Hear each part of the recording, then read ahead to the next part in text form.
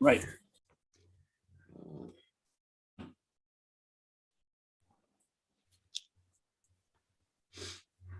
And I'll hold up the pictures as you go into them to make sure they're recorded into the video.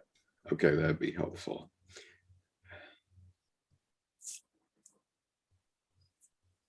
Okay, we are live on YouTube. And so good morning, everyone. It is 8:04 in the East. Do you know where your children are?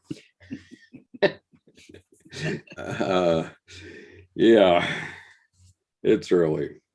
And it's been quite a week. But anyway, we're here and we're going to continue to read The Unseen Partner by Diane Croft and A Mystical Path Less Traveled by Jerry Wright.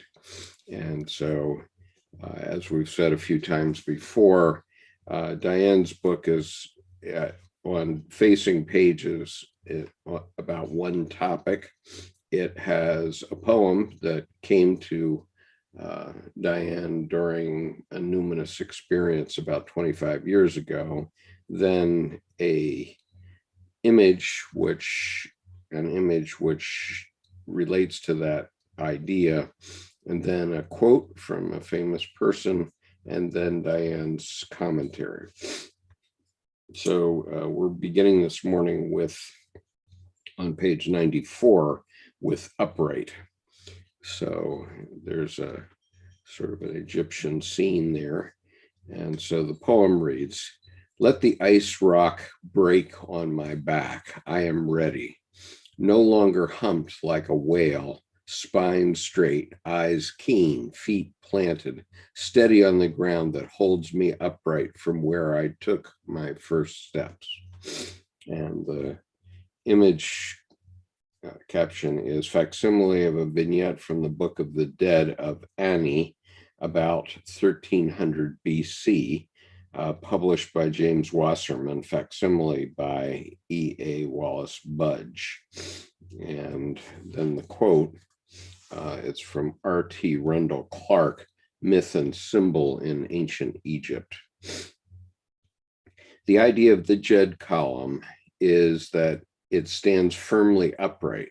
For to be upright is to be alive, to have overcome the inert forces of death and decay.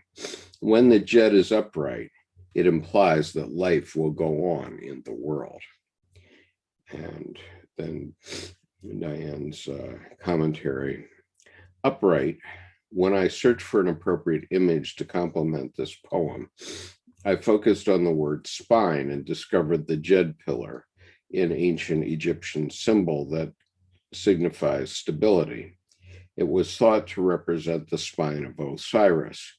Note the crossbars, god of the afterlife. So here we have an image of transition from the ice age, let the ice rock break on my back, I am ready, to that stands upright, to one that stands upright, i.e. a human figure.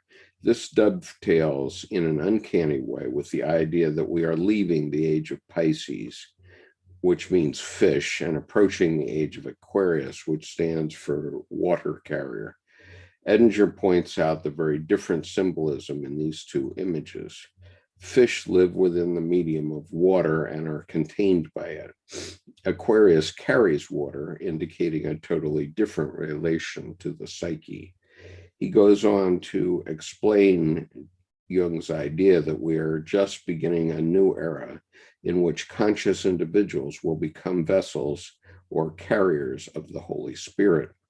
The living water that has been held in a collective vessel for the past 2,000 years, i.e. church, synagogue, temple, can now be carried within the individual psyche.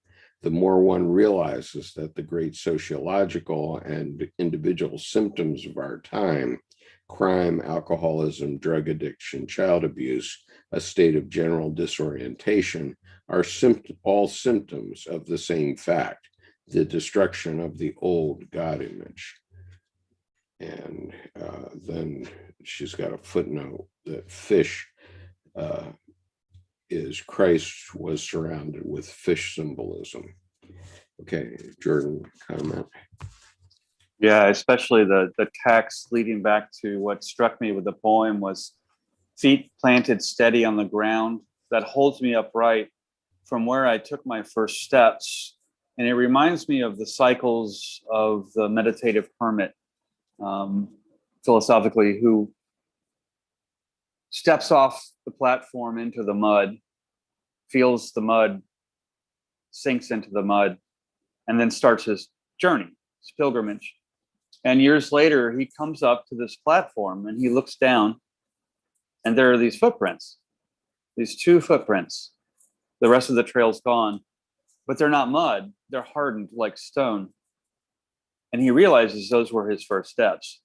And so he steps into the shoes of the earth and he continues. So to me, the steady on the ground that holds me upright from where I took my first steps is so wonderfully a transition statement of that milestone in the moment of a cycle when you realize that you've come full circle. And then her text there really drives that home, that 2,000 year cycle, we have come to basically step into those mud, now cured stone shoes of our own individual psyches, holding that blessed water, was what I got from that.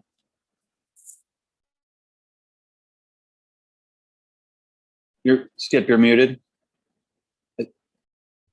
What this also reminds me of is sort of the hero's journey, the process of individuation, and my slightly different cut on it than has been portrayed in Star Wars and other places in the last 40 or 50 years, which is that the hero's journey is really becoming a functional adult and starting and making a contribution into society. And so my point has been that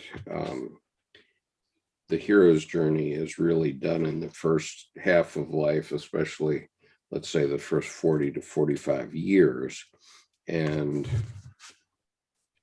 we have to stand upright and do the necessary. In other words, when we're in school, we're just learning to be human beings in a society. We're learning to be human beings in a society, no matter how much school you go to. I mean, even if you become a medical doctor, surgeon, or any other such thing, what you're learning is to fill that part in the divine drama in the play. And so that's standing upright. That's what we all must do in our lives.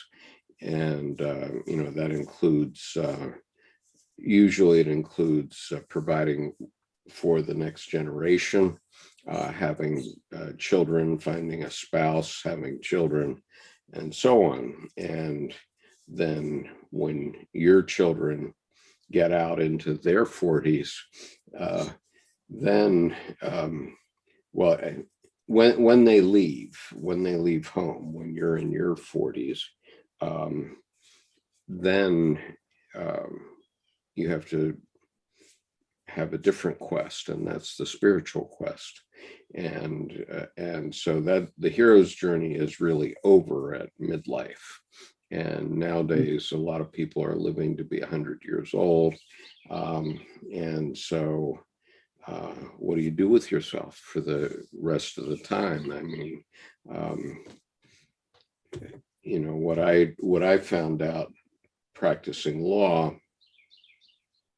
is that, once you've done one will, you've done them all. Once you've done one real estate closing, you've done them all. I suppose, if you're a heart surgeon, once you've been the lead surgeon on open heart surgery, you've more or less done them all. And after that, it's just being a glorified loom operator, and so that can crush you. I mean, if I I really enjoyed going to law school, for example, and going to business school and trying to get my mind, my consciousness around all those ideas and so on. And it was very stimulating.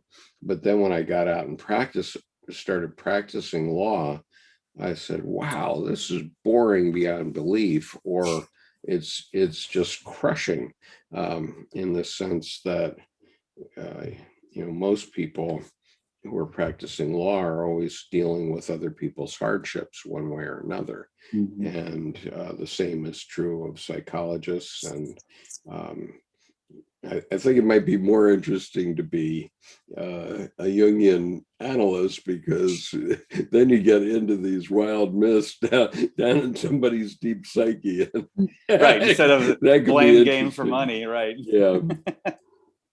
Well, you so aptly put, you basically unpacked the edible complex months ago, when instead of it being, the sex with the mother figure, it's leaving home is what it is. It's leaving the nest. So it's leaving the mother and father. And I think that in the individuation process, the end of the hero's journey too, the hero's journey is a long form of pushing the kid out into the wild when they're 12 or 14, to survive and become a man or a woman.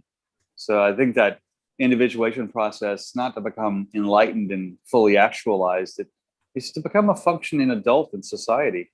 And the rest of that can happen within. But you're right, after 40, it is crushing. And when you reach the glory, basically, once, everything else kind of becomes interesting, but a somewhat child's play.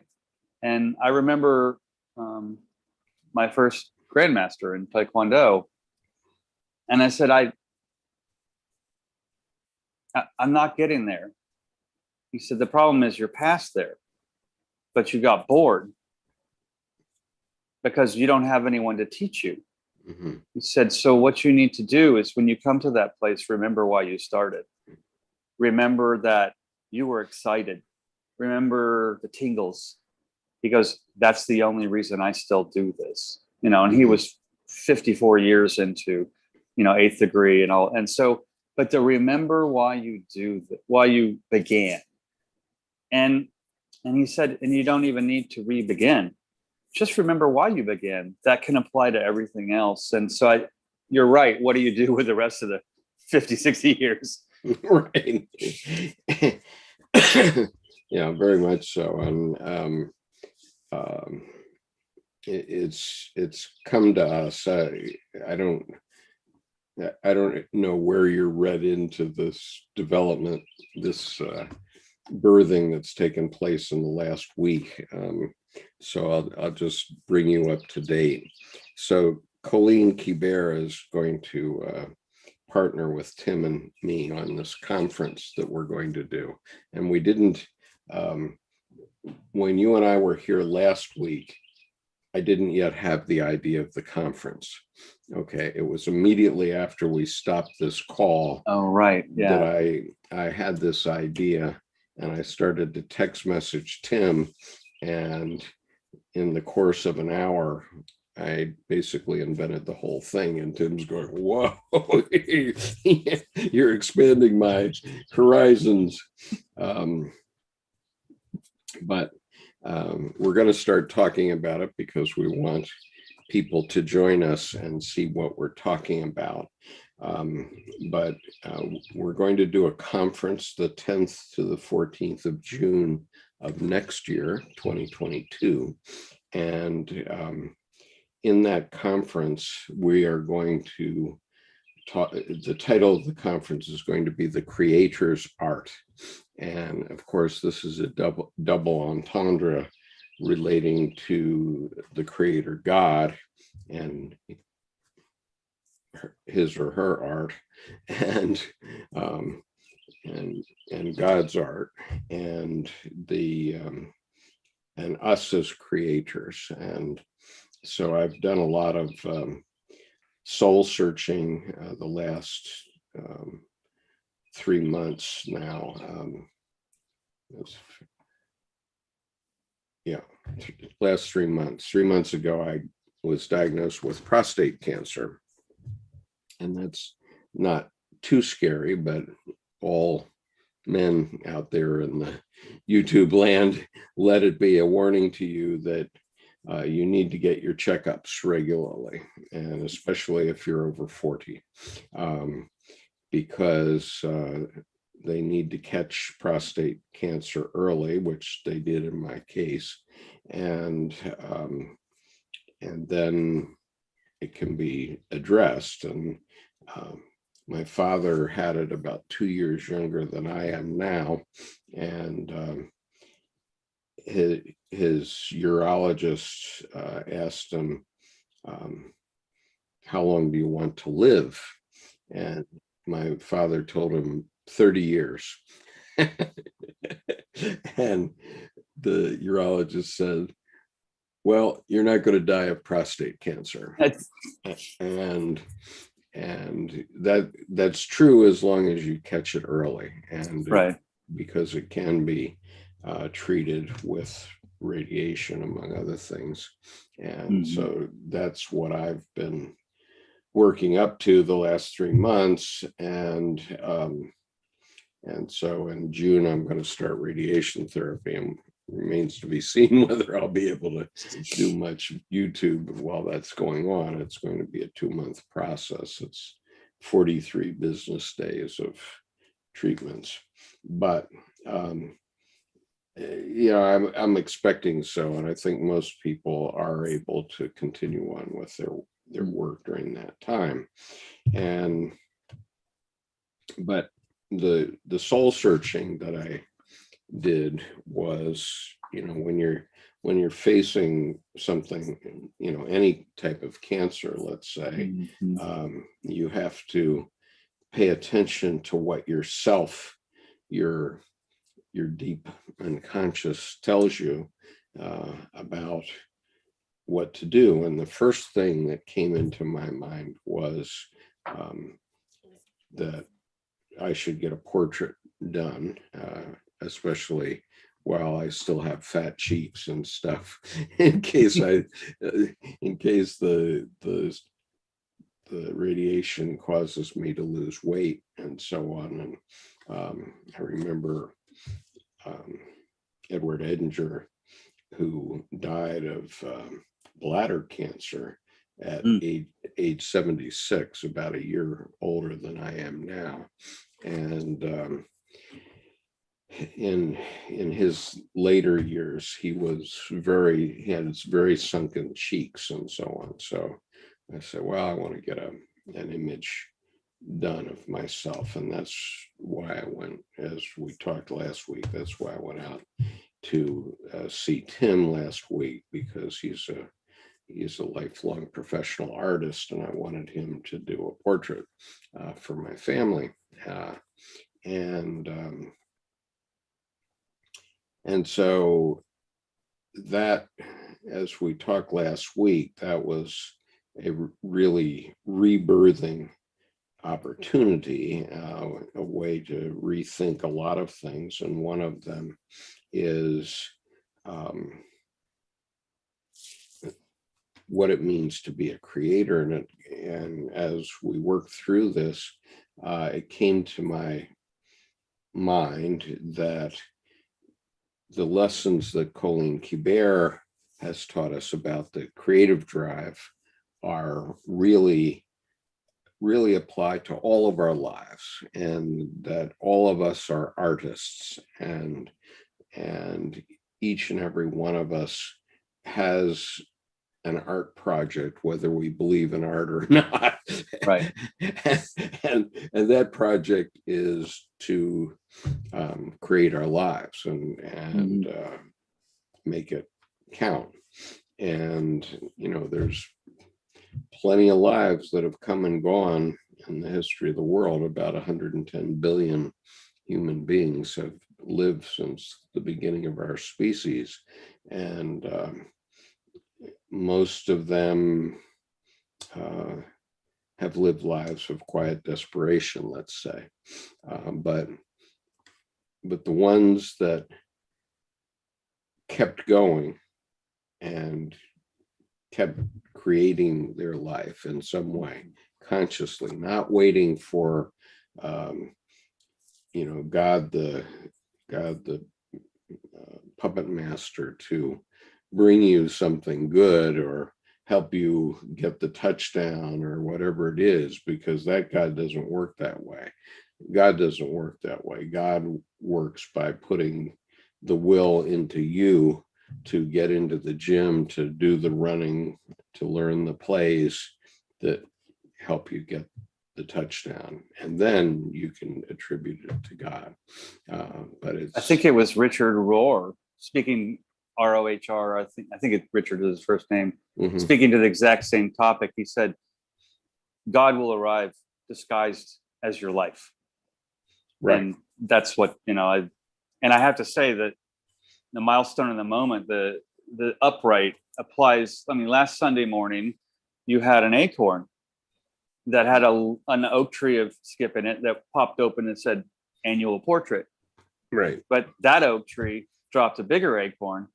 By Tuesday, it had become the Creators Art Conference. So that whole milestone in the moment of, stepping back into your earthly stone shoes to live larger, that acorn and that oak tree just in the last week have, just shot up like redwood forest sequoia.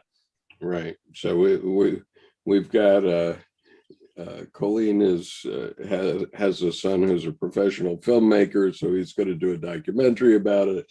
Oh, nice. And it's going to be a profound experience. It is going to be experiential, and so anybody that comes to this conference next year, June 10th to 14th, is going to have an amazing numinous experience.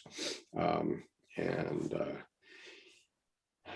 so it's going to be fun, and preparing for it in the coming year is going to be fun. And this is, part of my building, constructing mm-hmm. my life, but in the process, my creating my life, but hopefully showing others the way to create their lives. Right. And so that's what we're doing. But I digress. So let's go over to Jerry Wright's book. No, I think that was completely on topic. The whole process with even Diane's upright.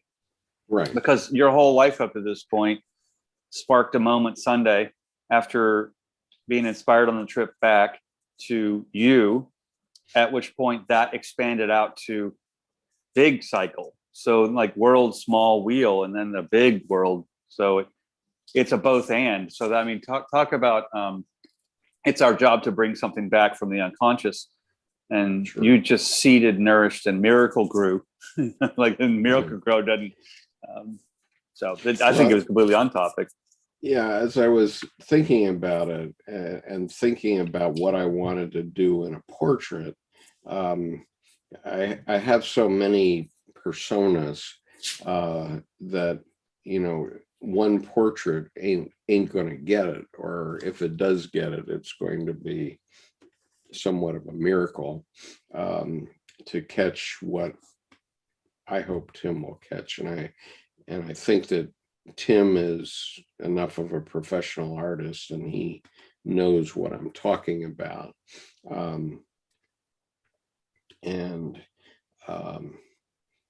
But I had to think about, well, what are all the personas that I've lived in my life? And I remembered that I had read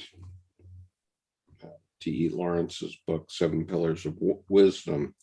He was Lawrence of Arabia. And after I had read it, I said, wow, I've lived that. And by that, I mean metaphorically. But when I first was talking to Tim about that, I couldn't remember why I thought that. And so I went back and read the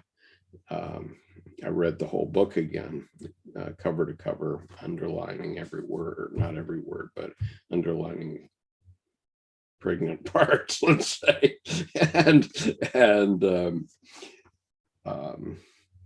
I came to the same conclusion. And so what is it that I've done that T.E. Lawrence did? And what T.E. Lawrence did was he built his life the way he wanted it. And he always did that quite consciously. And, you know, certainly during his time as Lawrence of Arabia, he was building something that turned out to be a hell of a thing. He was a first lieutenant in the British Army, and he built an entire army around himself, and became what I think is the most effective serving officer of World War I, all armies considered, including the Marines of Bela Wood. And so, but he kept doing it. I mean, even he had some serious PTSD, it seems, after the events of the movie Lawrence of Arabia, and he had his own reasons for doing what he did in the next 17 years of his life before he was killed in a motorcycle accident. But he was always building his own life, and that's what I realized that I had done. And some of the metaphors were that I had built businesses with very diverse people all over the world, in several countries, in Japan, India, and Saudi Arabia. So so his persona of wearing Arab dress, I did that too, and spent 6 months of my life in Arab dress. And I did that very consciously and intentionally, because I wanted my clients in Saudi Arabia to remember me. That's the crazy Westerner that dresses like a Saudi, and they very much, the Saudis very much appreciated that. And so, but I can't say that I had a experience like T.E. Lawrence. And so why would I do a portrait in that persona? And so, what I realized was that we're all creating our lives, and what Colleen Kibert teaches is how to be creative. What are the steps to be creative so that you can live your life? And I realized that she's very smart. If you're an artist, and you want to sell your work, don't just make art and expect somebody else to find you and pick you up, but make artists instead. And that's what she does. She teaches others to be artists, and in the process, I'm sure her art sells itself. And I have to say, she and already being an artist and aware of my creative process, I could safely say that if I had never picked up any art supplies or done any artistic gesture whatsoever, she would have brought the artist of my life, me, the artist, basically making the art of my life, right out on the table, because she gets to that heart of the matter of your heart of the matter, plus the general, all of us unconscious heart of the matter, so that there's such a dignity and difference where she's so respectful of everything someone does, where someone says, "Oh, I didn't mean to." "Oh, yes, you did. You did it already." And she gives people the credit to give themselves the credit. Right. And what's beautiful is, I think, I almost don't want to use the word because it's not in the process there, but there's no shaming behavior whatsoever. Yeah. This is a sandbox that is about, look what you just did. And in that sense, 3 words for parenting: bless the child. Bless What- the child. Bless the Bless. child. Yeah, yeah, yeah. And Right. it's not so much, because I don't want to get into a parenting thing, but oftentimes when people get railed on, that doesn't change their behavior. It just makes them want to hide whatever they did better next time. Right. So, but if you celebrate, which she does, you can see not mistakes, but there's opportunities for learning, the OFLs. And it's such a wonderful artistic, actually a wonderful life acumen she Right. has that comes out through making artists. Right. So learning the creative process, or to latch on to the creative drive, is something that we all have to do, because we all have one artwork above all others, and that is the art of building our own life. And if we stop and start drinking or start taking drugs, okay, you're going to be one of tens of billions of other people who've come and gone and didn't really put your piece in the great mosaic of life. And so suffocating on quiet desperation. Right.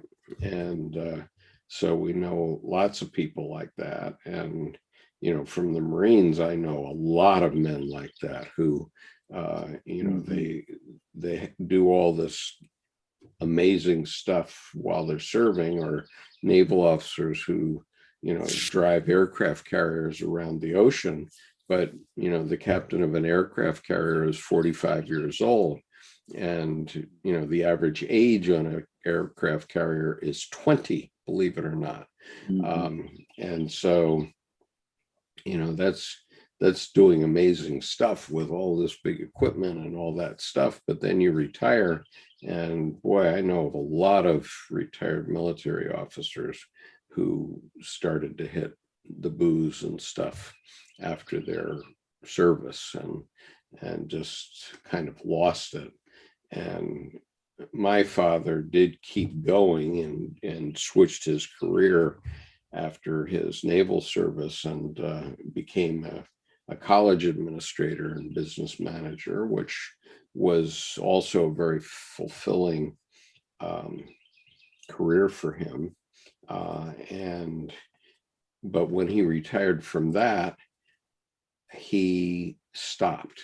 He spent the last 15 years of his life just looking out the kitchen window up the road, looking for something to happen. And oh, wow. And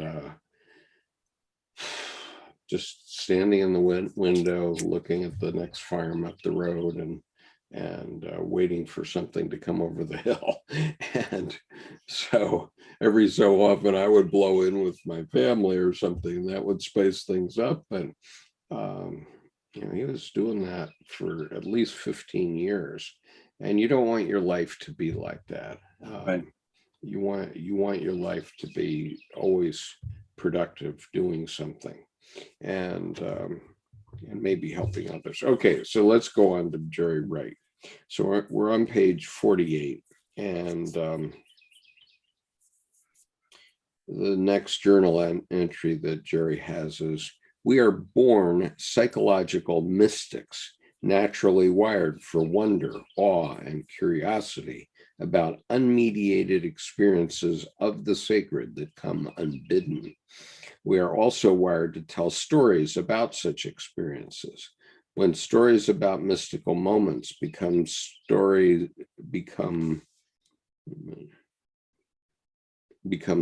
and dogma for others to believe, and are collected and canonized, those original experiences cease to be alive. They are no longer mystical. They become tools for management of a tribe or an institution. They die."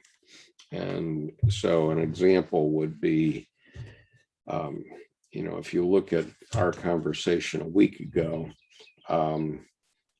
that conversation, I was obviously just coming off this raw experience of being with Tim for about 35 hours. And that was assuredly a mystical experience in so many ways. I mean, there were, there were ghosts in his studio, going back to the young women who were the wayward women for whom this building was originally built, and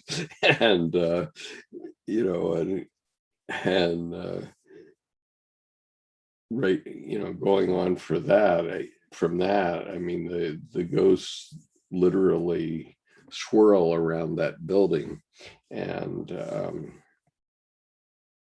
then to just have this focused attention between two adult men in their late 60s, one in his late 60s, one in his mid 70s. It was, it was very interesting. And Tim has come from the Eros side of the spectrum, whereas I came from the Logos side originally. And we met in the middle, and we've both recognized that for a couple of years now, but it was even more intense when we were physically present together. And so I can tell you all about it and how exciting it is and was. And I can say next year we're going to try to reproduce that for a selected few, those who are prepared to come to Helena on those dates, 10 to 14 June 2022. We're going to give them an experience like that, and it will be transformational, I'm sure.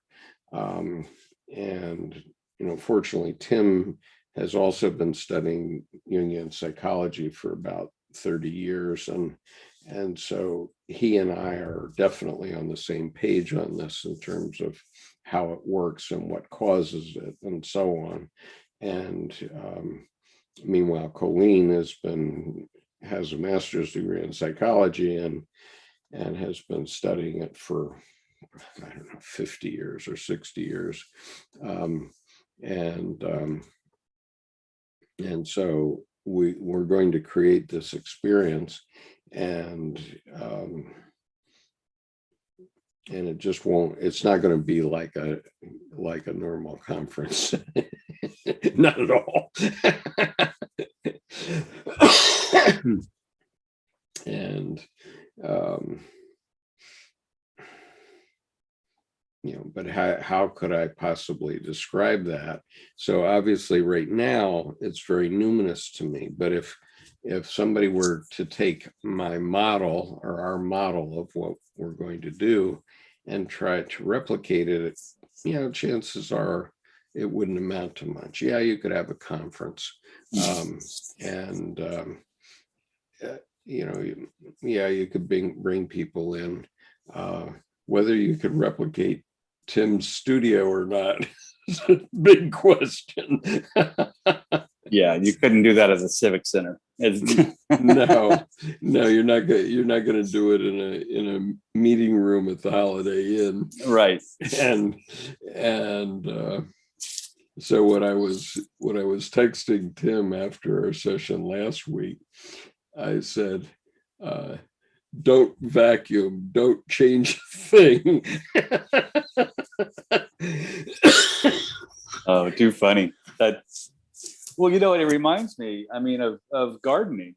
I mean, first year roots, second year foliage, third year roots and fruits and flowers, but fourth year starts the naturalization of the perennials. They start to pop up different places. Yeah. The crocus will poke their nose up over here first day of spring. And so I'll be curious to see, how does your garden grow? Next year, what's Monet's flower gardens? What are the Tuileries of the creator's art going to look like next year? Well, it's going to be different. But in any case, it's going to be a fun time. And so I've been putting a lot of time into just getting our thinking oriented on it, because I'm the logos guy of the group, Right. and so I've been putting some structure on it, but it's going to be very interesting what we're going to do. Well, and Helena is such a, I always call Denver Cowtown Metropolitan, but Helena has that DNA of, I mean, when you have the flags of the native nations, at the same height as the American flag in that semicircle. Yeah. That right there is just such a powerful, inclusive community gesture of, the earth is our home. Yeah.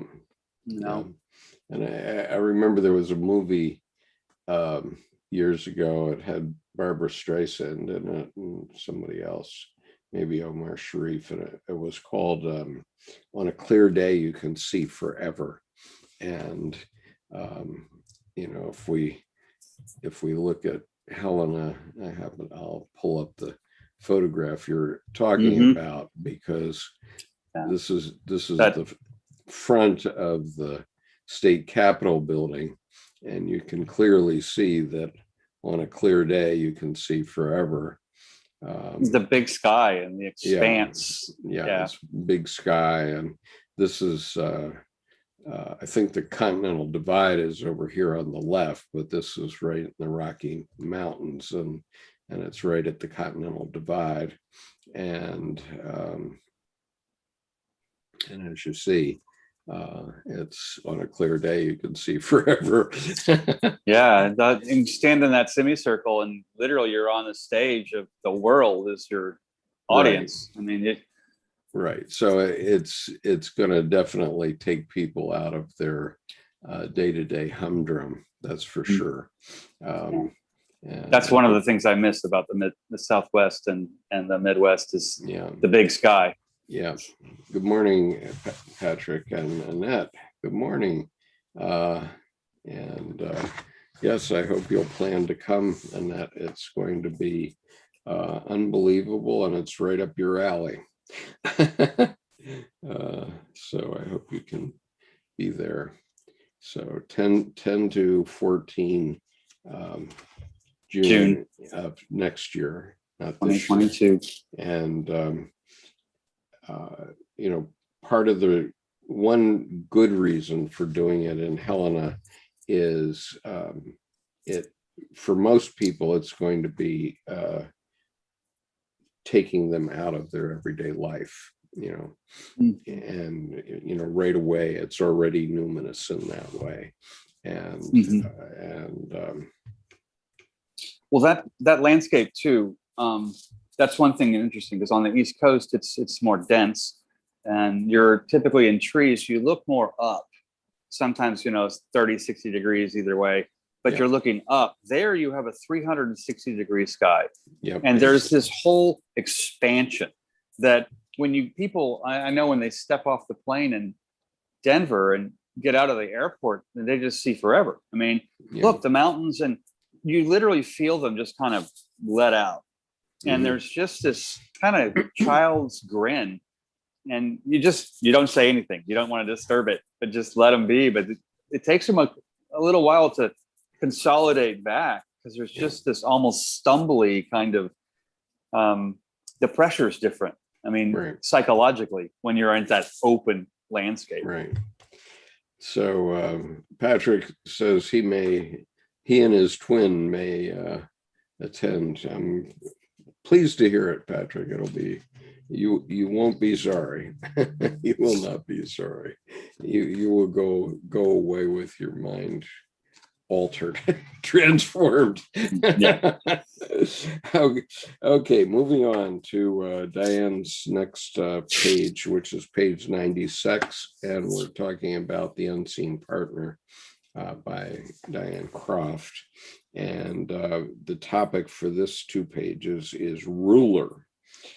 And so Diane's poem: he took my heart, held it in his hands with such affection, it fell open, grew large, consumed the mind, spun erotic poetry, burnt everything in sight, and still he held it. Tenderness and mercy surrounded me until the day came when I could return it to its rightful place as ruler.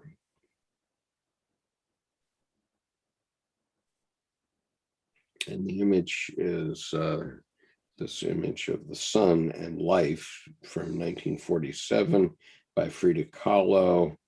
And it's copyright 2015, Banco de Mexico, Diego Rivera, Frida Kahlo Museums Trust of Mexico, Artist Rights Society. Wow, that's an awesome image. Whoo! Yeah. Yeah. And so I'm going to read this poem again. Please. It's called Ruler. He took my heart, held it in his hands with such affection, it fell open, grew large, consumed the mind, spun erotic poetry, burnt everything in sight, and still he held it.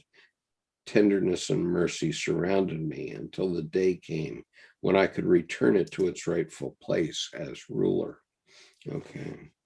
And the quote is from Rumi, Mathnawi 6. Passion is the elixir that renews. And so definitely. Ruler, Diane's commentary. The first commentary I wrote on this poem focused on the image of a heart resting in a hand, a symbol of charity used by the Oddfellows and Freemasons. But a friend of mine wasn't buying it. This poem is not charitable, it's erotic. Bullseye, trolling the internet for some understanding of the erotic imagination and the discomfort I felt in exposing my own. I came upon a lecture given at the C.G. Jung Center in Houston. Quote, what is the connection between spiritual longing and erotic desire? Unquote. The program description read, as quickly as the erotic impulse appears, human interventions appear to contain it. Taboos govern it. Science dissects it. Psychology sublimates it. Religion labels it sacred or profane. Unquote. Obviously, this particular type of psychic energy is so powerful that we either spin it off into pornography or spiritualize it. Perhaps this is why Freud made it his centerpiece, while Jung, in an effort to distance himself from Freud, traveled the spiritual road. If we doubt for one moment that our erotic impulses lie buried in the collective unconscious, consider the fact the 3 best-selling books nationwide are 50 Shades of Grey, about a tortured man who has particular sexual tastes, 50 Shades Darker, more on his troubled past, and 50 Shades Freed, the final book in an erotic trilogy. One of the lecturers at the Houston conference, Dr. Jeff Cripple, argues that spirit and sex are 2 sides of the same coin. I don't profess to understand it, but I can say that an encounter with the unconscious center of the psyche is infused with libidinal energy that, if made conscious, spawns creativity, even as it points an arrow at your heart. Okay. So powerful. And to use Diane's words, I've often always said, strong enough to be gentle. I mean, when you're unthreatened, you could be strong enough to be gentle. But she added and layered in, she said strong enough to be gentle. She added fierce enough to be compassionate. And I think that here, the poem, the quote in the text, this right here, I feel like this is a confluence point in this book. this is a dense, powerful page, Yeah. 2-page group here. So one of the things I have in mind for next June is to invite Diane to come and to give her talk, which most people will have missed, entitled Experiences of God in the Individuation Process. We've seen, you and I have seen it, of course, but she did not allow it to be recorded, and I think with good reason. And so it's a living thing, and it's quite it a made an living appearance thing. Basically, right. It came in and it went back on its way. Right. So I'm going to try to persuade Diane to come next year. We'll see what she says, but if only that happens, that alone is enough of a numinous experience to make the whole trip worthwhile, no doubt. Well, even the to me, the serendipity, synchronicity that I had Remedios Varo's book on my desk, and I had it marked to this spiral house, basically, that she showed. I mean, there was a bookmark in it. So she said it, I opened, I'd been looking at it 10 minutes before that. So even that to me was just one of those, you can't buy that. The magnets that were in play there were right. And I had an interesting exchange with Paul Vanderklay because he was talking this week about pornography, which she brings up here, and he said most men are, go to pornography because an experience with a real woman is truly terrifying. He said that. Wow. Right. And so then I responded, well, we know who's on the individuation path, because if you're using pornography and you don't have a relationship with a real woman, then you're not individuating. Right. Then you're in a substitute for life, and so you can tell. You would call it a false projection mirror. I mean, you're right. Literally, it's a projection of film projection, but it's not even psychological projection, which is at least indicative that you have some problems. Right. I mean,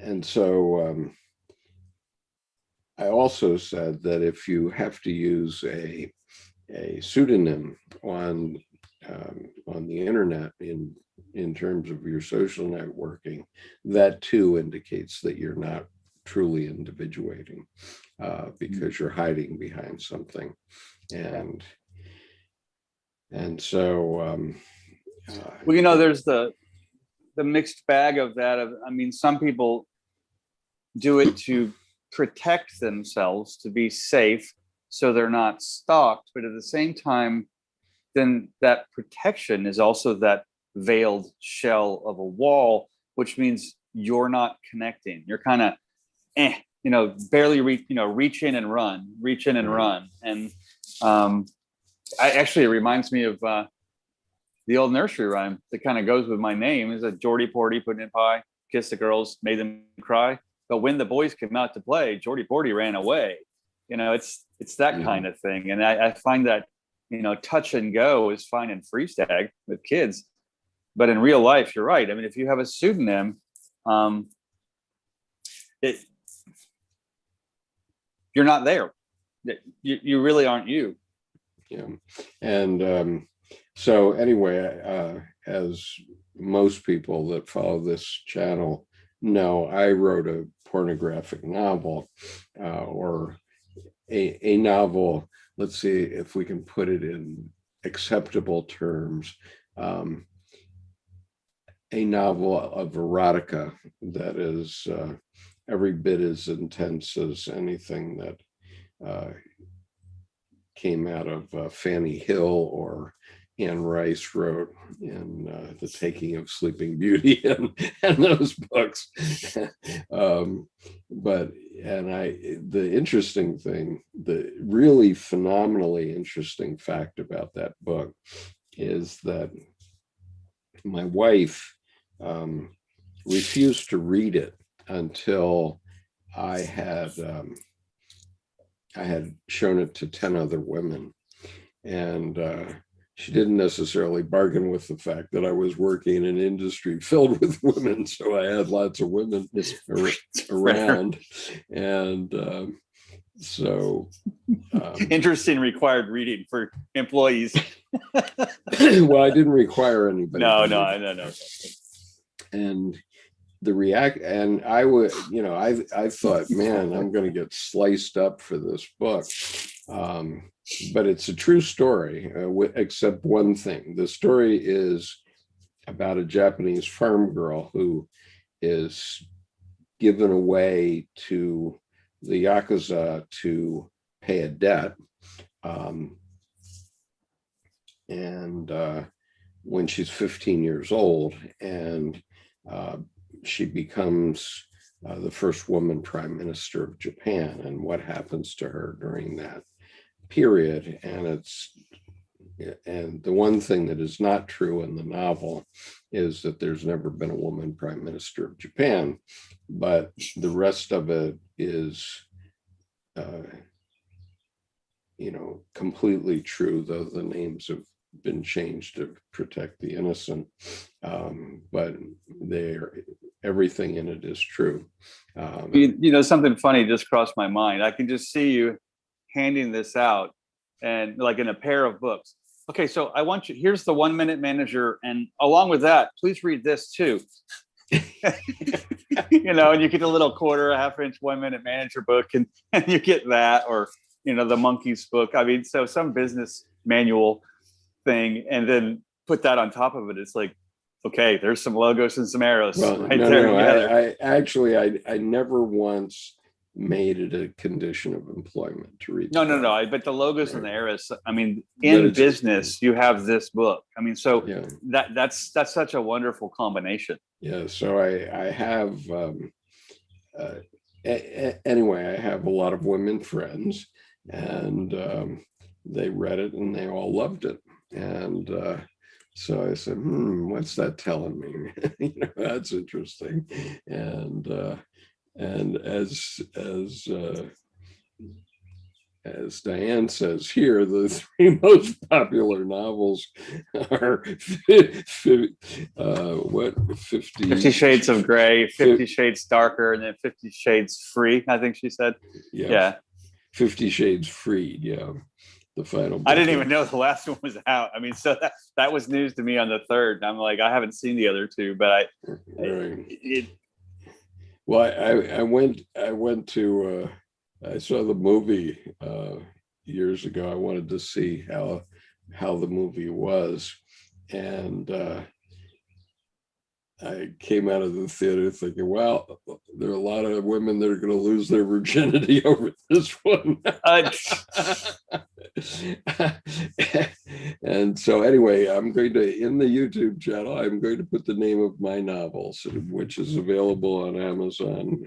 Nobody buys it, but anyway, I'll put the name down. It's called Mako, Memoirs of a Woman, by David Garrettson, which is my pen name. And so there's one other book under my pen name, which is called Seduction for the Soul. The pen name actually brought up a thought to me. I mean, in a sense, of course, that's persona. Of course, you're not individuating, obviously. But I remember a friend of mine who was an attorney, and there was a huge conflict of interest and betrayal scenario that was being played out. And some people basically got blacklisted, and that was putting their legal team behind in a way, because they were being shut out of the info stream. And she just smartly set up a dummy law firm that nobody knew about, nobody hated or liked. And they just started doing their due diligence, and she got all the information she needed. And they thought they got kind of the hubris because they thought they were so far ahead and had all this, private information. And of course, she shows up and just blows them out of the water because she's 10 steps ahead of that. But it was because of the pen name. She pen named a whole legal firm, and and the funny thing is she said, I'm going to make it easy. See how observant they are. It's going to have the same business address as my business address, except the annex is the bathroom. So she said and I won't say it here, but because that's where they belong. Okay, so N1 says, I think it's okay using your real name in a proper environment like this, but I don't want strange people on the internet knowing my name unless I can have a real connection between us. Neil Scott. And yes and no. I don't find myself interesting enough to be stopped. So if someone's going to do it, I should just be honored. Well, I do use the pseudonym Carl Jung Psychology reading group when I'm responding on YouTube. That's your channel though, because you're coming from right. That's my channel, and everybody knows it's me, right? Right. And so I'm not trying to hide anything by that.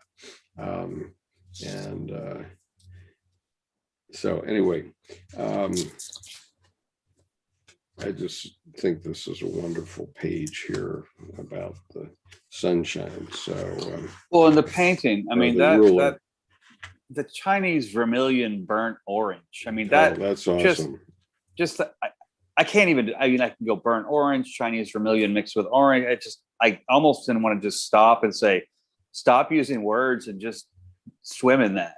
Yeah, and I love the leaves. Could you hold it up one more time? Certainly. Jordan, because the leaves look like hands or fingers, and the pods behind the mandala.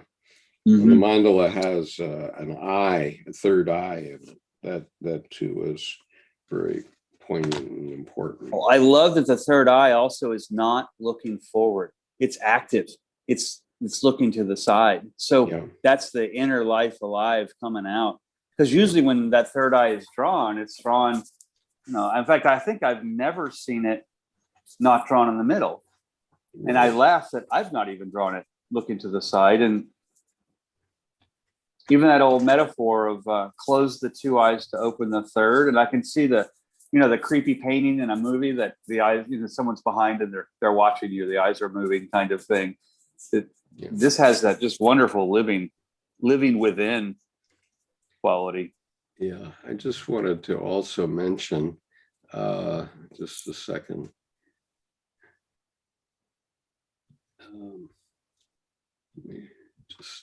It's a very erotic piece. Yeah, I'm just checking. Okay.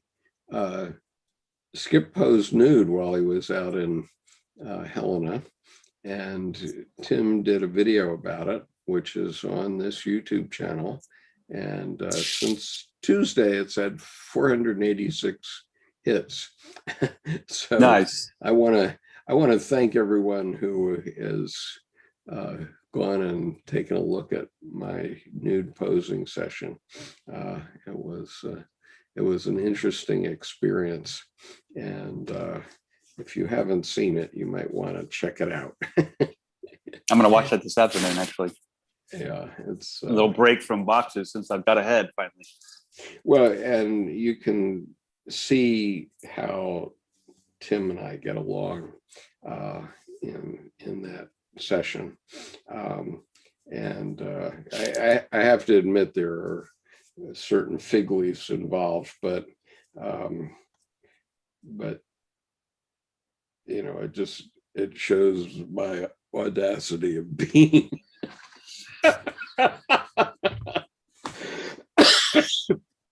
It's too bad you didn't have any fun when you went to Montana. This is such a suffering kind of event. Right. And Tim talks about, in that video, he talks about alchemical posing sessions, alchemical sessions with models. And so one of the things we're going to do next year is he has a model who is very good at this, who is very challenging to the artists. So he's going to have her, he's going to give a little talk about it, then have her actually do a modeling session and for an hour or so, and then have a conversation with her afterwards. So that'll be another high point of that conference next year.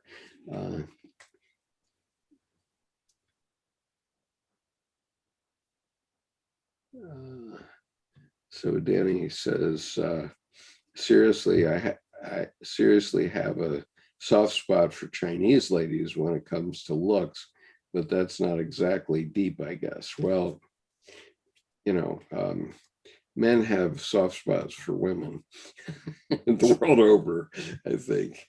And, you know, I have a little bit of that myself, Danny, because when I was about 11 years old, I saw the movie Sayonara. And it's a very poignant movie, but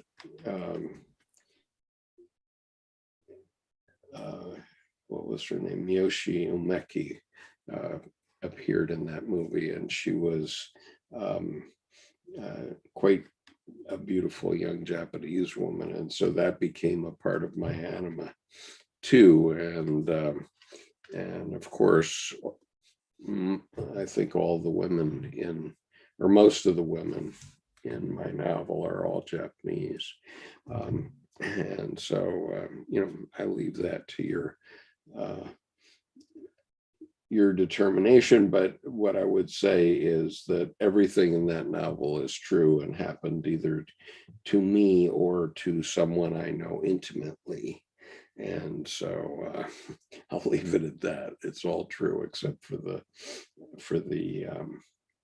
prime minister becoming prime minister.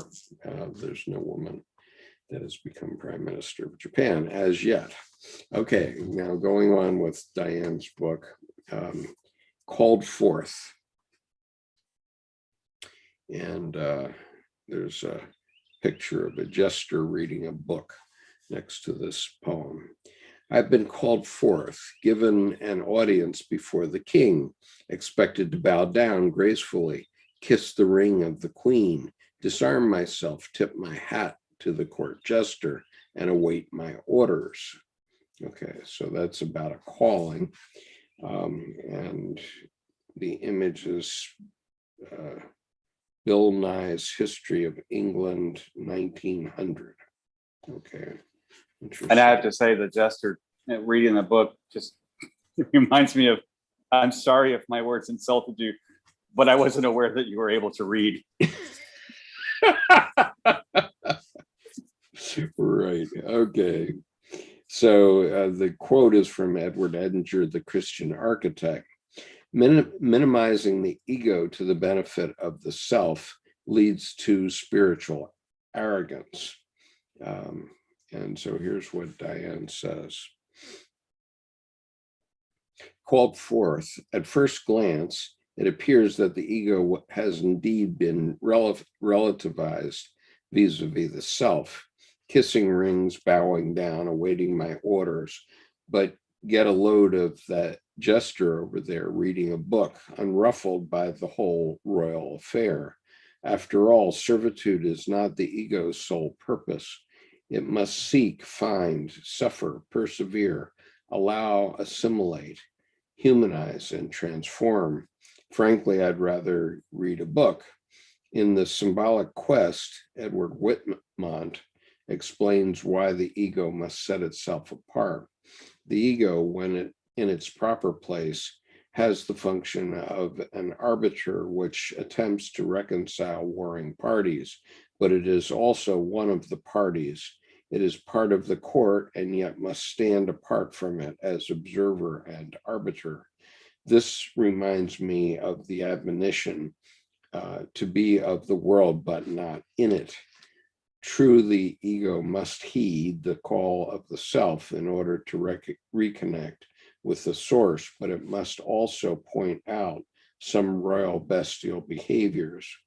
The optimal stance that the ego can strive for without necessarily hoping that it can ever be accomplished fully could be described as a continual awareness of the conflicting polarities, the opposites within, that are likely to appear in ever new forms as old ones. As old ones are resolved, of waiting and seeing, of living things out, weighing various aspects and bringing them into balance. The court jester here represents a trickster mentality that acts the fool, but actually employs a degree of cunning that includes ambiguity, play, irony, folly, wit, criticism, agility, veracity, poetry, chaos, song, imagination, and surprise. But always the jester is on the side of the ruler.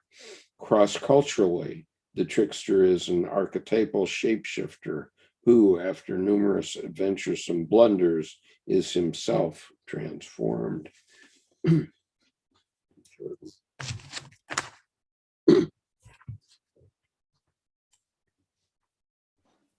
She just nails it. I mean, Yeah. The poem that imaged, to quote the text, I mean, the four scales, even, I'm just really, right now, especially with the fool character, I'm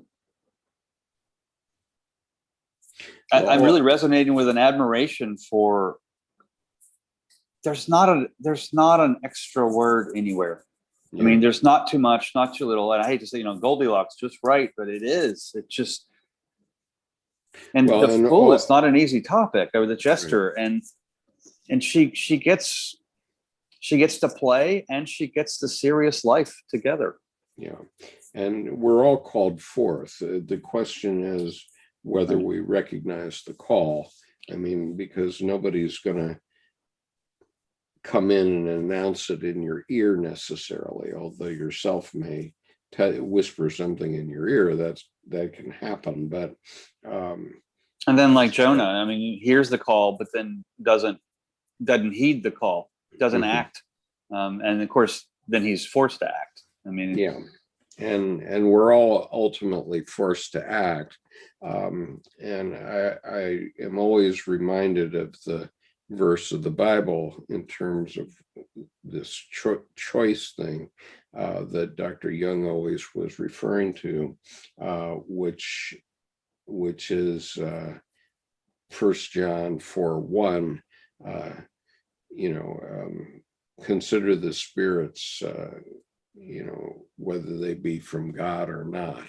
And so we have spirits that give us good ideas and bad ideas, and there's some funny things around the internet about no more ideas, but the problem is we're all having ideation at all times.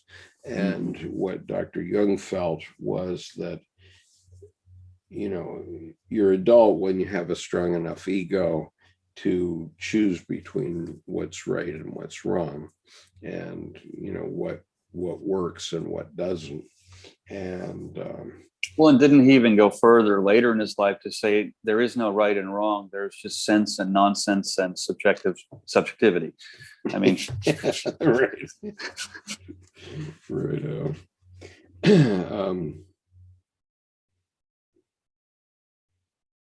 Didn't I maybe I didn't read did I only read one section from Jerry?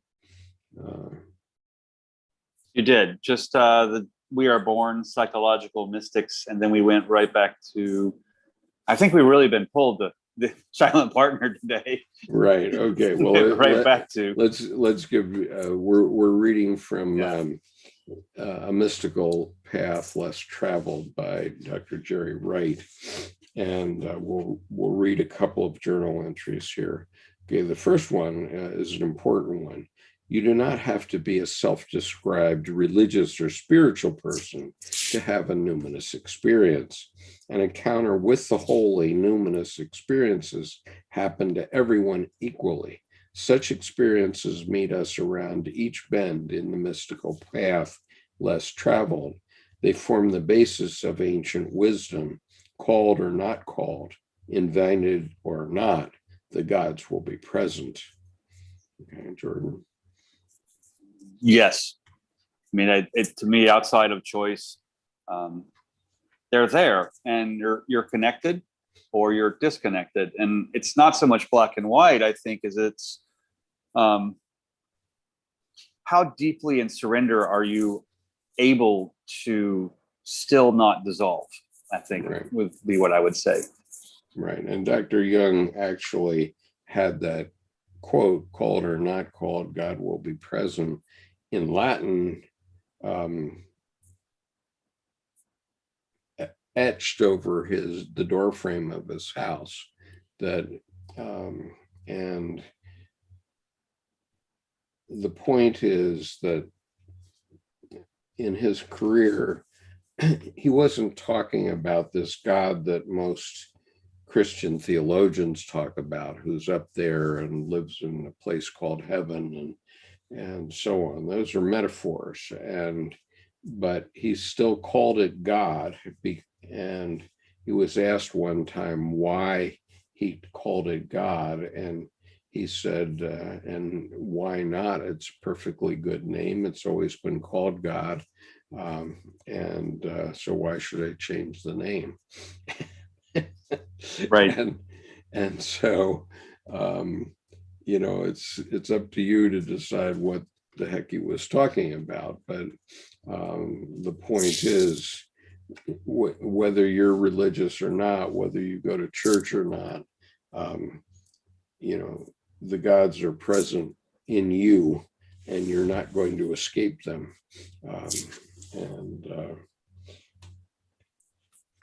And so you might as well learn about them.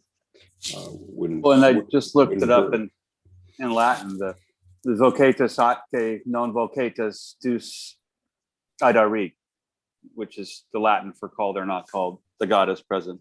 Yeah. Just to read that in. So Danny says, basically, it's in human nature to have selfish urges. These urges have to be controlled in order not to harm others. Have enough empathy, right? Yes, that's the point. And so that's about the hero's journey and becoming a mature human being, which right. it's not all about you. And,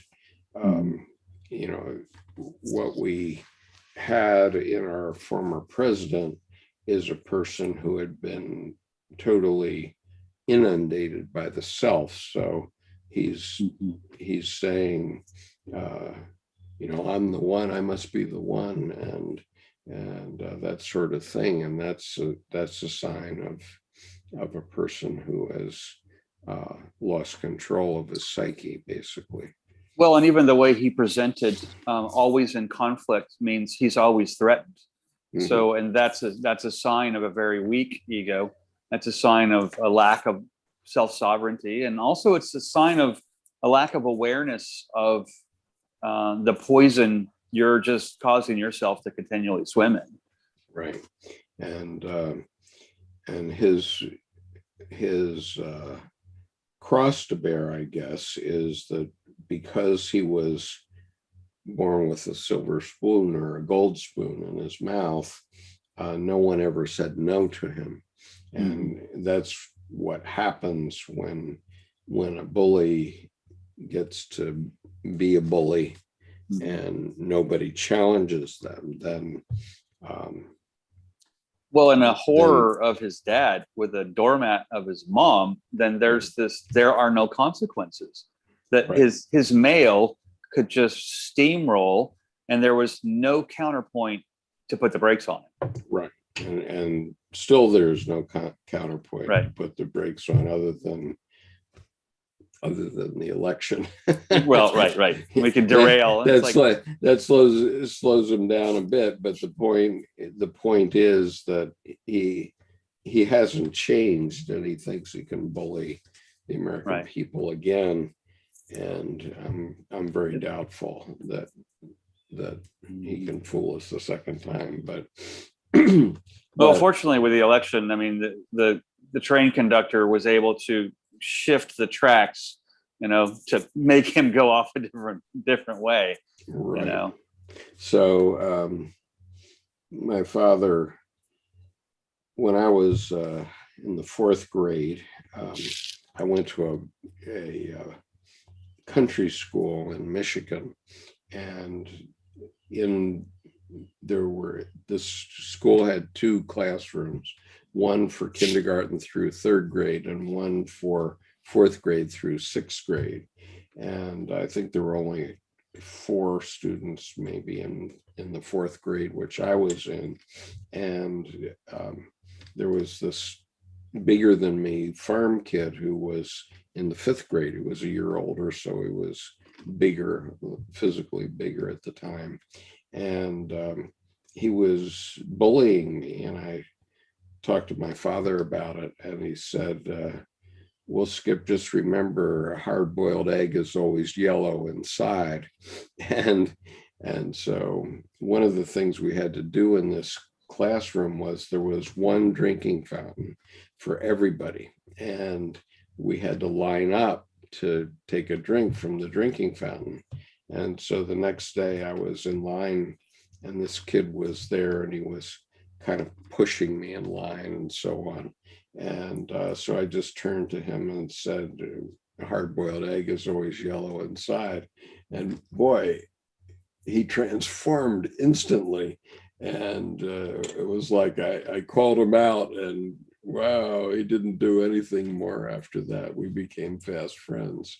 And so anyway. Well, and part of that too is it's like a joke. There's a surprise at the end. So in a sense, the fact that was so unexpected was a sledgehammer to his psyche. I mean, that just the calmness and also the non sequitur of that coming out of left field. I mean, that's just like, bam, you rang that bell. Yeah. So Danny says, basically, it's human nature to have selfish urges. These urges have to be controlled in order not to harm others. Have enough empathy. That's right. That's the point. And one thing we know about our former president is that it was all about him. He had no empathy, or he has no empathy. And so. And empathy takes vulnerability, because you're reaching out to connect. You are not in your armor with whatever you're reaching with. So if you want to see an amusing movie, see the movie Florence Foster Jenkins, because it's a movie that's basically a parallel to our former president's situation. Florence Foster Jenkins was a woman who was extremely wealthy and always gave generously to the Metropolitan Opera in New York. And so no one ever said no to her. And she imagined that she could sing opera. And so through the movie, she's practicing singing, and meanwhile she engages town hall in New York, which what's the other name of town hall? City Hall? No, not City Hall. No, it's not the Met, but Carnegie Hall. Carnegie Hall. Carnegie. Okay, so they engaged Carnegie Hall for the night, and so nobody had bought tickets to her performance. She was going to perform opera, and nobody had bought tickets to the performance. So her husband takes tickets out into Times Square and gives it to all these sailors and Marines who were just coming back from World War II, and said, come to listen to this. And so these guys were just raucous during the concert, and just totally out of control. And the interesting thing about this is that the recording of that evening at Carnegie Hall is the most popular recording in the gift shop of the Metropolitan Opera. More people buy that than anything else. And so her husband kindly had bought up all the newspapers so she wouldn't see the reviews, but somehow she got one of the reviews, and that sort of crushed her. I don't know, maybe this story is apocryphal, but I think she actually died the next day when she realized how awful she was. Well, and there's a metaphor there of if people support someone's superficial, insubstantial, not natural non-abilities like that, basically you go beyond a cantilever, and it's like Wile E. Coyote, it's in cartoons. No one falls gravity doesn't happen until they look down. So that awareness of, oh no, there's gravity, and then all of a sudden they fall. I mean, up to that point, that the world is their oyster. Don't look down. I mean, but she was so out there, so afloat, so disconnected, and she was basically buying the hype. Yeah. So nobody would say no to her, and therefore she got floated up and up and up. And that's exactly what's happened to this former president of ours. I think too, then she gave up self, because she looked out there, like you were saying, your dad looked out the window for 15 years. He's waiting for something to come along. She was just being spoon-fed with that silver spoon, and after a while, she basically had given up verbs, given up choice, because she just took whatever came, which is indiscriminate. And then after a while, it's all so much surface. She was just made of a shell. Right. So anyway, our former president is another example of a person like that, who nobody says no to him in his whole life. And so he gets more and more and more inflated. And, and even, he's got one of our political parties entirely enthralled right now, and somebody's got to say no. It will happen. It's going to happen when the voters speak again. Well, I don't know who it was. I said, someone asked, I don't remember who it was, one billionaire, what he thought of former president as a businessman, and he said, well, you can't use those two words in the same sentence. He's an insult to any billionaire on the planet. He's an insult to a street sweeper. That's not, it doesn't matter the money. That's please don't ever bring up that name again. I mean, it's like so many people, like you say, the former president. I do my best to not even use the name. Yeah, me too. Okay, so we're going to read one more from Jerry's journal. When the divine is located within matter, within nature, and within human nature, rather than outside or beyond, the whole of life becomes a mystical sanctuary. The visible world becomes a mystical mirror. All things and all people are embodiments of the divine, a mysterious web of subjects requiring relationship. Such a perspective is the sole basis of ethical behavior. It informs our attitudes, our behavior, and our choices. It, as instruments or conduits for divinity in which we are immersed, our daily living becomes our truest worship.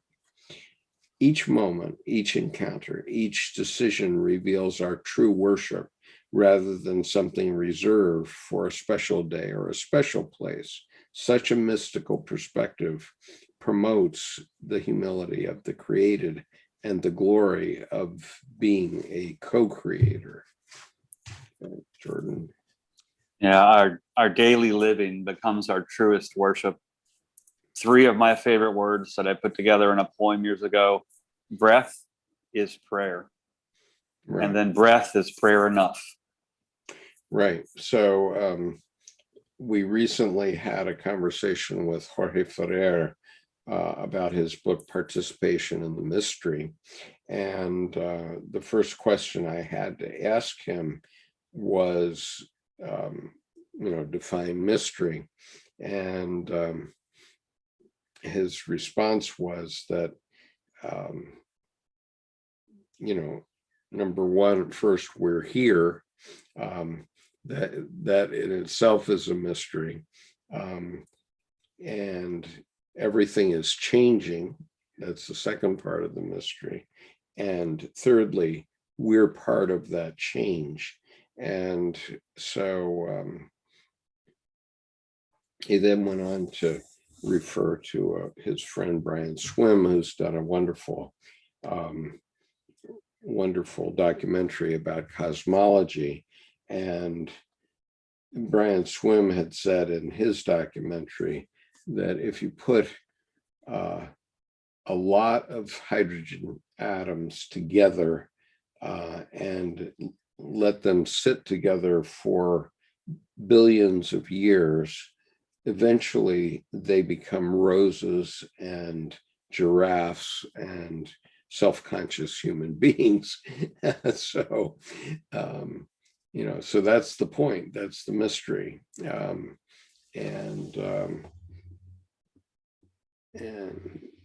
Normal science can't get its arms around that mystery, but nonetheless, there is a mystery, and it is mystical.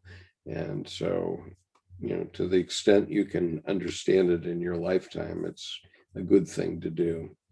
And so Danny says, the Republican Party is the party for the rich, so it's not bad he causes problems for them. Well, I don't mind you saying so. He definitely is causing problems for them right now, and I think it's going to show in the next election, 2022. The Democratic Party is corrupt too, so guess eventually a third party will have to come, one that fully supports healthcare. Well, Danny, if a third party comes, it'll be corrupt too. So, the whole system is corrupt and rotten to the core. I can tell you that from fighting the system in court for a decade. And I know that our courts are bought. I know that that our banks are corrupt and they go through the motions. And I was never, I can prove it. I have proved it. I've filed more than 4,000 pages of documents in my lawsuit, and I never got to a trier of fact. They just did a rope-a-dope on me. And so,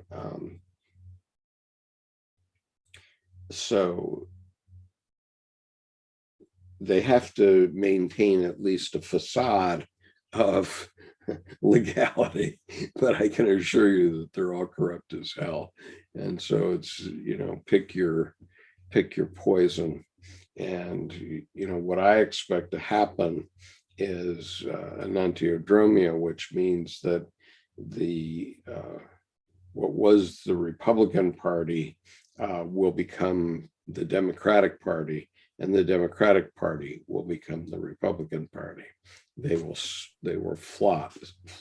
And didn't that happen in the 50s also? I mean, it's done that about every 30 to 55 years. Yeah, I mean, the GOP likes to point to the fact that Lincoln was a Republican, but by modern standards, he wouldn't be He's a a Republican, not right. at all. Right. And so they just like to have that name. But the fact is, when I was growing up in the South, it was all Democrats, Lester Maddox and George Wallace and all those guys were all Democrats. And so the South was controlled by the Democratic Party at that time. And they were the same bigots that are now Republicans and Proud Boys and things like that. They just swapped parties, and so now we're in the process of that swap happening again. And it's interesting because the two sides almost in one sense psychologically are necessary, but I've often wondered if we just removed adjectives from politics, would it force them to have actual topics with verbs that they acted on? I mean, rather than a bunch of haggling. I mean, the more the laws, the more the corruption is one of those relative statements of, well, if it's not against the law, it's not corrupt. And then if it is, et cetera. But I just wonder, if there were only nouns and verbs and no adjectives in politics, would more get done? Or would it just be people don't understand how to deal with pure substance? It's just a curiosity. I was never that good in English. Okay. So there's the good political answer. Yeah, and Danny says George Carlin said such things too, but in a less polite way.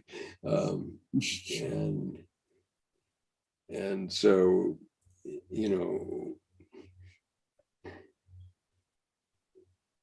the old saw, power corrupts and absolute power corrupts absolutely. Absolutely, right. Yeah. Well, and it's like the other old saw, if you want to know someone, don't give them money, give them power. And you will find out quickly exactly who they are. Yeah. Right. So anyhow, I guess that's enough kvetching about politics for today. Yes. Yeah, okay, so let's go back to Diane and we'll do one more round here. Actually, can we do the next one with Jerry's? I feel like like he makes a turn. That feels like a nice period to the end of the sentence with the next one. Right. Okay. I do agree with that. I wanted to get to it, but all right, we'll do an extra one for Jerry, and then we'll come to the next one in Diane's book next week. But or I will do it whether you're here or not. Yeah, next week's gonna be. We'll see. Yeah, we'll see. So here's what Jerry says. Every religion begins with mystical experiences. When the mystical experience morphs into dogmatic religion, the politics of power always follows, both within the religion and within the culture of its birth. With each subsequent transition, soul suffers. Okay, so go ahead. I was going to say thank you for that. It felt like that was just really putting the hammer down in where we were with the topic, and because he does transition somewhat in the next paragraph, and it felt like a good stopping point for that to move back to Diane. Yeah, so let's just leave it at that. But this is an important point, which is numinous experiences have always been at the basis of major religions. And right, what we know now, as if we go back and look at the Bible, is that's what was happening. They were dreams and visions in every case. So all the miraculous cases were exactly that. And and so I don't want to I don't want to diss the idea of virgin birth per se as an idea, as an image, because that, is an image that has, supported many people over thousands of years. But there was a miracle at the time of Christ's birth. There's no doubt about that. Mary was a 13-year-old girl, something like that, quite young, and she was betrothed to Joseph, and all of a sudden she becomes pregnant. And it may be at that time that she didn't really know why she would get pregnant, and so she didn't know herself. But also in that part of the world, even today, a young woman who gets pregnant out of wedlock can easily be stoned to death. Even today, there are examples of that recently, and in some countries. And so, it's about trauma, and it was obviously quite traumatic for her to be pregnant, and she hadn't gotten married yet, and so she had a dream, and the dream was that the archangel came down and said that she would deliver the Son of God, and fortunately enough, Joseph had a similar dream that caused him to accept that explanation. And that having those two dreams side by side is in no small part a mystery and a miracle. And we'd have to even today say that was a genuine miracle, that it was accepted, and she was accepted. And so all the big miracles of the Bible have come from dreams and visions. They're numinous experiences. and the same is true in the Quran.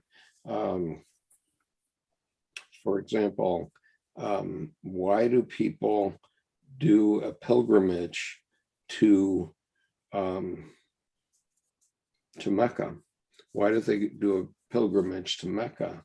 And it's because Hagar, who was the slave of Abraham, and had a child, Ishmael, who was actually, I think, Abraham's older son, right? Mm-hmm. They got forced out of the group because he wasn't married to Hagar, and so because of that illegitimacy, Sarah threw him out, and so they went out into the desert. And so somehow in their going away and finding a way to live, God gave them a well. Well, I wasn't there, none of us were there, but there is a well there. And mm-hmm. So when I was traveling to Saudi Arabia very often for 11 years, I asked my Muslim friends, well, what is it in Mecca that causes people to bow to that place? And the answer is that there's a well. It's a well, mm-hmm. and it's the well that God gave to Hagar to save her life and to save Ishmael, who is the basically the father of the Muslims, going down, after Abraham. And so the Hajj, the annual pilgrimage that Muslims do, is they actually act out the story of Hagar being lost in the desert and then finding this well. Right. And so it's very common to see people going back from Hajj to India, for example, where I've seen this quite a lot, and they'll be carrying a 5-gallon jerry can filled with water from that well because it's considered sacred. And so I've many times been in baggage claim in India, and you'll see, 25 or 30 5-gallon jerry cans of water from Mecca, and that they're bringing home to share with their families. But the story, obviously in the desert to find a well is a miracle. Just see Lawrence of Arabia. Right. People have been fighting over wells in that part of the world for millennia. And, Hagar had the good fortune to find a well, or God gave her a well, however you want to couch it. But there's no doubt that actually happened, and to that woman. I've often wondered too, if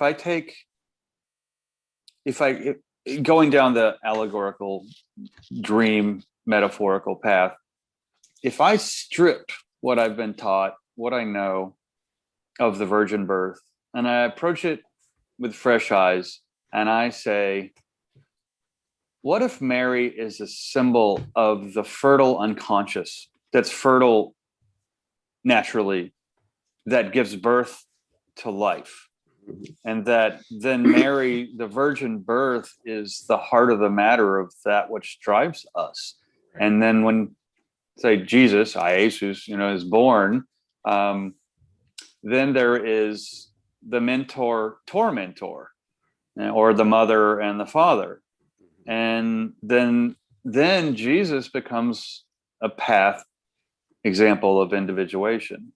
And just in general, from instead of the miracle of the virgin birth, if I take it as the fact of the fertile psyche, right, then it doesn't need to make sense, but it feels to be more not the only way to look at it, but a great way to, from a Jungian standpoint, overlap the story to align with the process for better, more robust expression of the psyche.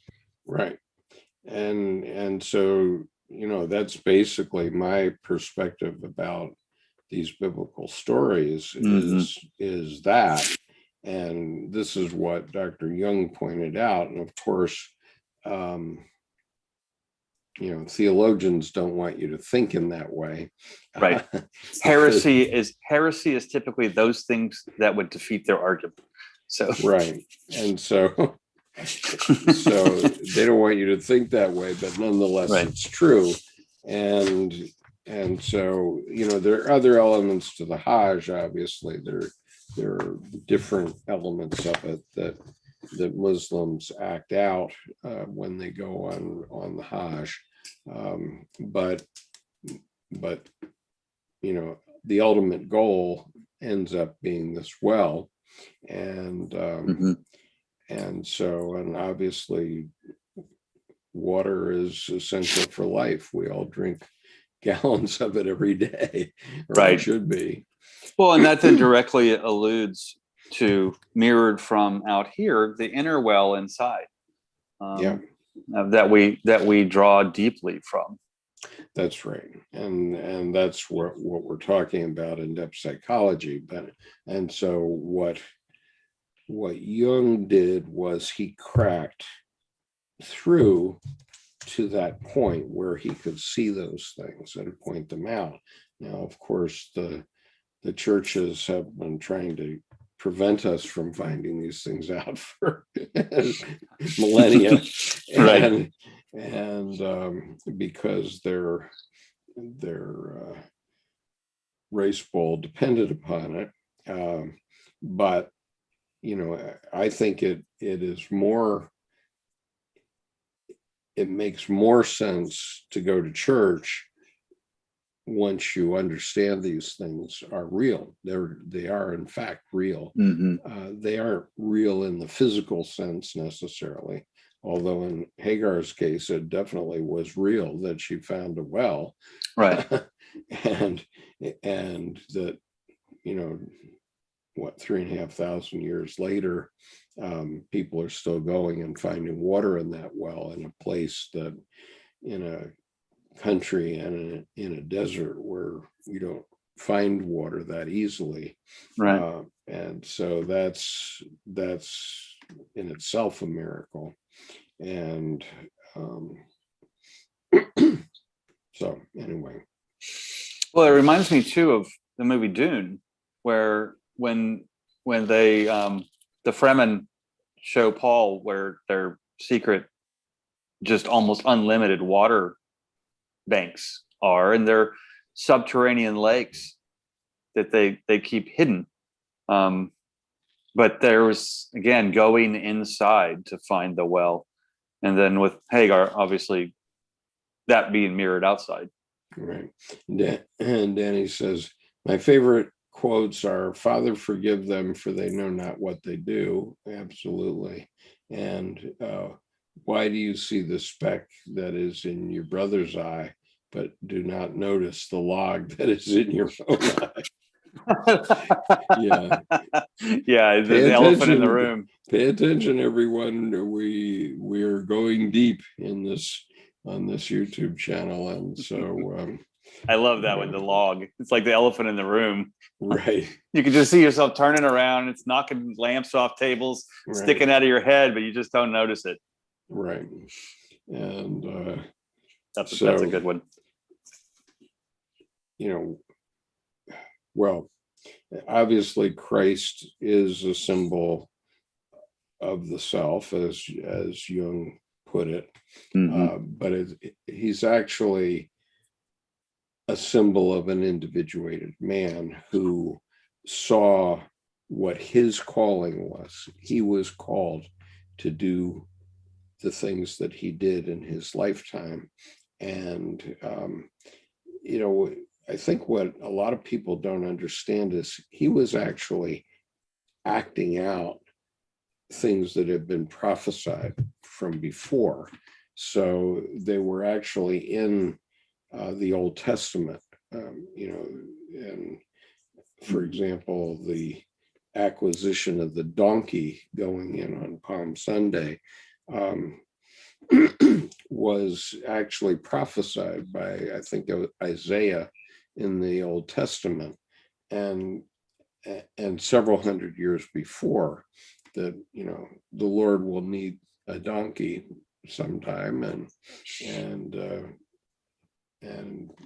there were certain other aspects of that prophecy. But what Jesus did coming into Jerusalem was he was simply acting out that prophecy, and so he had sent one of his disciples out to find a she donkey, and